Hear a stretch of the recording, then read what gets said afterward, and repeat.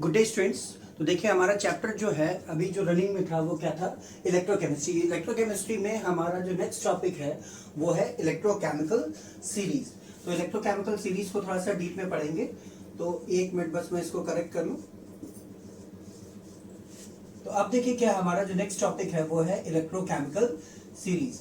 तो देखिए क्या हुआ था, हमने आपको प्रीवियस टर्म में इलेक्ट्रोड पोटेंशियल बताया था और एसआरईपी और एसओईपी बताया था। एसआरईपी क्या था, स्टैंडर्ड रिडक्शन इलेक्ट्रोड पोटेंशियल। तो हमने ये बताया था कि वो पोटेंशियल डिफरेंस जो किसी केमिकल सेल में रिडक्शन की वजह से जनरेट होता है किसके किसके बीच में, इलेक्ट्रोड और केमिकल सेल के सॉल्यूशन के बीच में। तो उसे हम क्या कह रहे थे, SREP, standard reduction electrode potential. तो SREP के बेसिस पर ही यहाँ पर हमने क्या बनाई है, एक टेबल बनाई है साइंटिस्ट ने मिलकर के, और इसी टेबल को हम कहते हैं इलेक्ट्रोकेमिकल सीरीज। तो देखिए ऊपर से नीचे देखिए, यहाँ पर अगर हम इसको स्टडी करें तो यहाँ पर ऑक्सीडाइज फॉर्म दी, यानी जो भी मेटल है या एटम है या एलिमेंट है वो इलेक्ट्रॉन को गेन कर रहा है और फाइनली क्या हो रहा है, रिड्यूस हो जा रहा है। तो ये रिड्यूस फॉर्म में दी हुई इक्वेशन। तो यहाँ पर देखिए जितने भी एलिमेंट्स दिए हुए हैं, चाहे मेटल हो चाहे नॉन मेटल हो, सबका स्टैंडर्ड इलेक्ट्रोड पोटेंशियल दिया हुआ है 298 केल्विन पर। और ये कैसा है, SREP, रिडक्शन इलेक्ट्रोड पोटेंशियल की वैल्यू यहाँ पर दी हुई है। क्लियर। तो अब देखिए क्या है कि जैसे लिथियम है, तो लिथियम जो है एक इलेक्ट्रॉन लेगा और क्या बना लेगा, Li बना लेगा, और उस केस में इसका इलेक्ट्रोड पोटेंशियल जो है -3.05 वोल्ट हो जाएगा। तो ऐसे ऐसे अगर आप धीरे धीरे जैसे ही आप देखेंगे तो हाइड्रोजन तक ये वैल्यू निगेटिव है, और निगेटिव वैल्यू धीरे धीरे इंक्रीज करती जा रही है और फाइनली ये क्या होती जा रही है, पॉजिटिव होती जा रही है। ठीक है। तो जैसे जैसे इलेक्ट्रोड पोटेंशियल की वैल्यू बढ़ती जाएगी, ऊपर से नीचे जाने पर देखिए ये माइनस है और ये क्या हो रही है, प्लस हो रही है। ऊपर से नीचे जाने पर इलेक्ट्रोड पोटेंशियल की वैल्यू जैसे जैसे बढ़ती जाएगी वैसे वैसे ऑक्सीडाइजिंग स्ट्रेंथ भी बढ़ती जाएगी। तो ये क्या हो जाएगा, increase in strength of oxidizing agent. तो ऊपर से नीचे जाने पर जैसे जैसे इलेक्ट्रोड पोटेंशियल की वैल्यू बढ़ती जा रही है वैसे वैसे जो एलिमेंट्स हैं, जो मेटल और नॉन मेटल्स हैं, उनकी ऑक्सीडाइजिंग स्ट्रेंथ भी बढ़ती जा रही है। ठीक है। और इसी का उल्टा क्या हो जाएगा, ऊपर से नीचे जाने पर जैसे जैसे क्या, और इलेक्ट्रोड पोटेंशियल की वैल्यू बढ़ती जा रही है, ऑक्सीडाइजिंग एजेंट की स्ट्रेंथ जो है वो क्या होगी, बढ़ेगी, लेकिन रिड्यूसिंग एजेंट की जो स्ट्रेंथ होगी वो डिक्रीज करती जाएगी। यानी सबसे ऊपर जो मेटल है वो सबसे अच्छा क्या है, रिड्यूसिंग एजेंट है, और सबसे नीचे जो है वो सबसे लीस्ट रिड्यूसिंग एजेंट है। अगर ऑक्सीडाइजिंग एजेंट के बारे में बात की जाए तो सबसे ऊपर जो मेटल है वो लीस्ट ऑक्सीडाइजिंग एजेंट है, और सबसे नीचे जो नॉन मेटल है वो हाईएस्ट ऑक्सीडाइजिंग एजेंट है। तो आपको ये ध्यान रखना है कि ऊपर से नीचे जाने पर क्या होता है, ऑक्सीडाइजिंग एजेंट की स्ट्रेंथ इंक्रीज करती है और रिड्यूसिंग एजेंट क्या होती है, डिक्रीज करती है। अब आइए इसकी इलेक्ट्रोकेमिकल सीरीज के कुछ कैरेक्टरिस्टिक्स को हमें पढ़ना है। तो अब आप देखिए क्या होगा, तो हम देखते हैं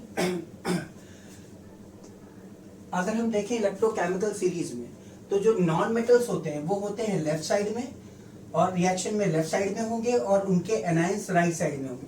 अगर हम नॉन मेटल की स्टडी करें, कौन कौन से नॉन मेटल है जरा देखें, आयोडीन हो गया, ऑक्सीजन हो गया, है ना, ये ऑक्सीजन, क्लोरीन, फ्लोरीन, ये देखिए सब नॉन मेटल्स।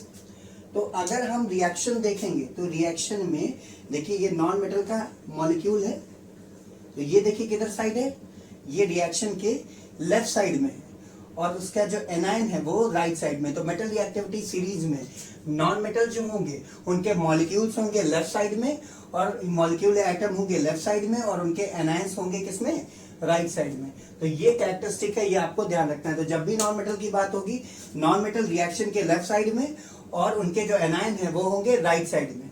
इसी तरह से मेटल्स का जस्ट उल्टा हो जाएगा। तो अगर हम मेटल्स की बात करें, बहुत सारे मेटल है, lithium, potassium, copper, sorry copper नहीं होगा यहाँ पर होगा कैल्शियम और सोडियम। तो देखिए, तो मेटल्स के केस में जो मेटल के कैटायन होंगे वो लेफ्ट साइड में, और उनके जो एटम होंगे या मेटल जो होगा वो राइट साइड में। तो ये आपको कैरेक्टरिस्टिक तौर पर ध्यान रखना है कि हमेशा जो नॉन मेटल्स होंगे लेफ्ट साइड में रिएक्शन के, और उनके एनायन राइट साइड में। इसी तरह से जस्ट उल्टा हो जाएगा, मेटल के कैटायन लेफ्ट साइड में होंगे और उनके जो मेटल एटम है वो किधर होंगे, राइट साइड में। ये आपको ध्यान रखना होगा। अब हम बात करेंगे reactivity and reducing power of metals की। तो देखिए यहां पर हमने एक फ्रेज लिखा है, smaller the value of E not. ये ई नॉट की तो वैल्यू दी हुई है, ई नॉट की वैल्यू जितनी कम होगी, जितनी स्मॉलर होगी, उतना ही स्ट्रॉन्ग रिड्यूसिंग एजेंट कोई मेटल होगा। ठीक है, तो आप देख रहे हैं क्या कि सबसे कम वैल्यू किसकी है, लिथियम की है, फिर पोटेशियम की। तो जितनी कम वैल्यू, जितनी स्मॉलर वैल्यू होगी, उतना ही अच्छा रिड्यूसिंग एजेंट होगा। तो देखिए हमने सोडियम का लिखा हुआ है, मैग्नीशियम, एल्युमिनियम, कॉपर, सिल्वर सबका लिखा हुआ है। तो देखिए धीरे धीरे ये वैल्यू इंक्रीज करती जा रही है, धीरे धीरे वैल्यू -271 थी, 2.71 थी, -2.37 वैल्यू इंक्रीज करती जा रही है।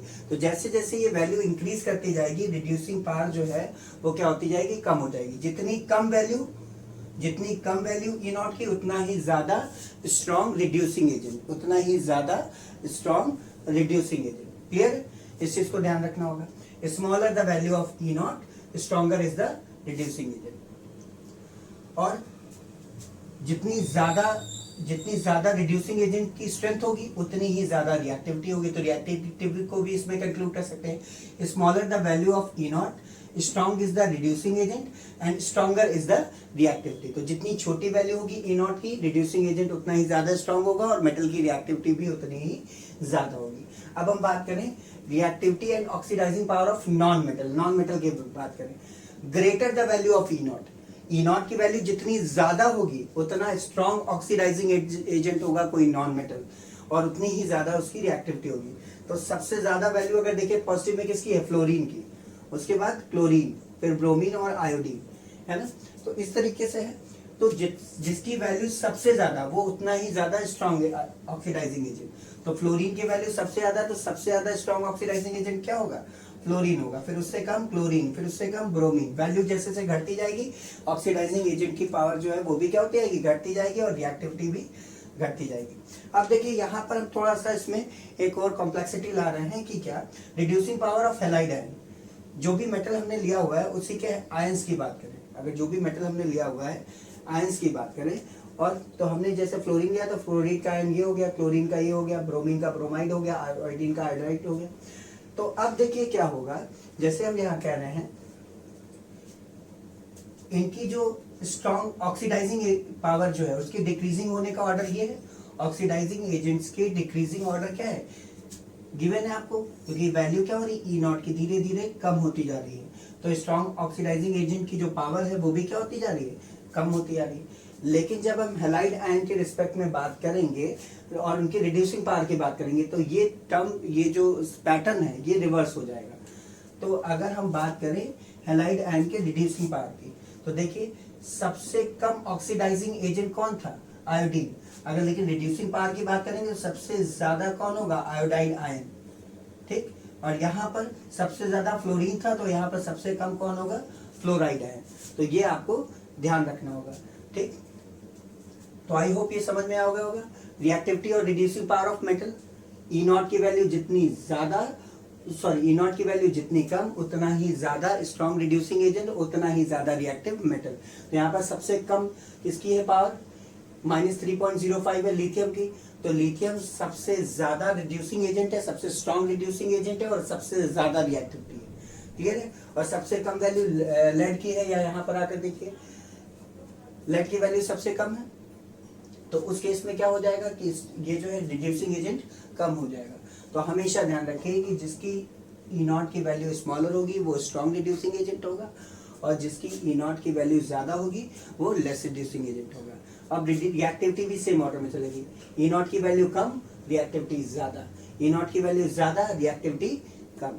मेटल्स के केस में भी होगा। आई होप ये आपको समझ में आ गया होगा। अगर किसी तरह की कोई प्रॉब्लम होती है तो आप ग्रुप में क्वेरी करके पूछ सकते हैं।